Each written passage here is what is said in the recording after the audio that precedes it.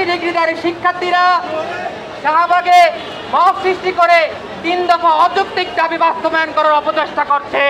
আমরা পলিটেকনিক শিক্ষার্থীরা দীর্ঘদিন যাবৎ 6 দফা দাবি নিয়ে রাজপথে আন্দোলন করেছিলাম, কিন্তু বিগত কয়েকদিন যাবৎ আমরা দেখতে পাচ্ছি প্রকৌশলী অধিকার আন্দোলনের ব্যানারে কিছু বিএসসি ডিগ্রিধারী শিক্ষার্থীরা শাহবাগে মব সৃষ্টি করে 3 দফা অযৌক্তিক দাবি বাস্তবায়ন করার অপচেষ্টা করছে।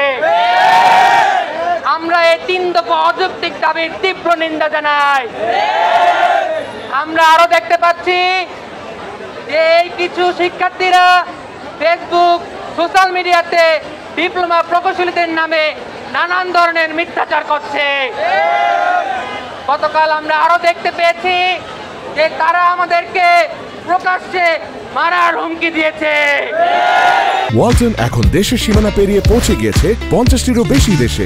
ওয়ালটন, ঘরে ঘরে বিশ্বজুড়ে। আমরা এর তীব্র নিন্দা জানাই।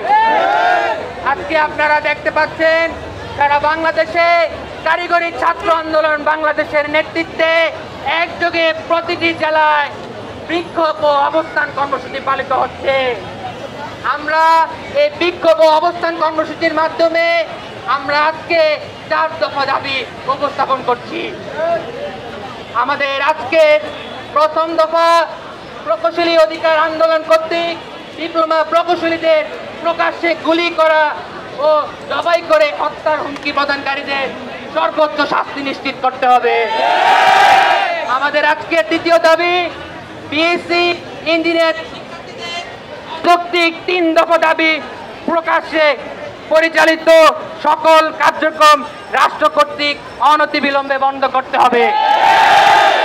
আমাদের আজকে 3 নম্বর দাবি, কারিগরি ছাত্র আন্দোলন বাংলাদেশের উত্থাপিত যৌক্তিক 6 দফা দাবির রূপরেখা ও সুপারিশ অনুযায়ী পূর্ণাঙ্গ বাস্তবায়ন করতে হবে।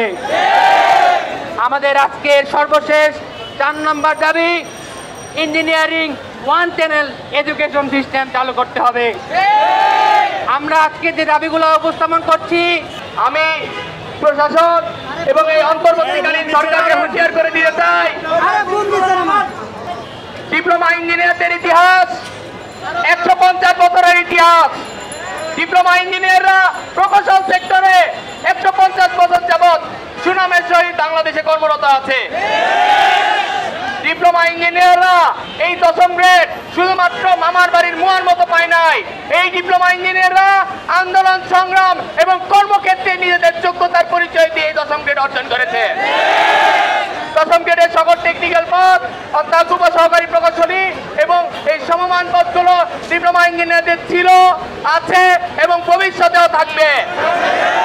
যদি ষড়যন্ত্রমূলকভাবে 1% এমনকি 1 বিন্দু পরিমাণ আমাদেরকে ছাড় দেওয়ার চেষ্টা করা হয়, তাহলে আমরা ডিপ্লোমা ইঞ্জিনিয়াররা সারা বাংলাদেশে কঠোর থেকে কঠোর আন্দোলনে যাব এবং প্রয়োজনে অসহযোগ আন্দোলনের ডাক দিব। আজকে সারা বাংলাদেশের সকল পলিটেকনিক ইনস্টিটিউট নিজ নিজ জেলার গুরুত্বপূর্ণ পয়েন্টে অবস্থান, বিক্ষোভ কর্মসূচি এবং ঘেরাও কর্মসূচি পালন করতেছে। আগামীকাল সারা বাংলাদেশের সকল পলিটেকনিক ইনস্টিটিউট নিজ নিজ পলিটেকনিক ইনস্টিটিউটের অভিমুখে এবং গুরুত্বপূর্ণ পয়েন্টগুলোতে কাকতাড়ুয়া দহন কর্মসূচি পালন করবে।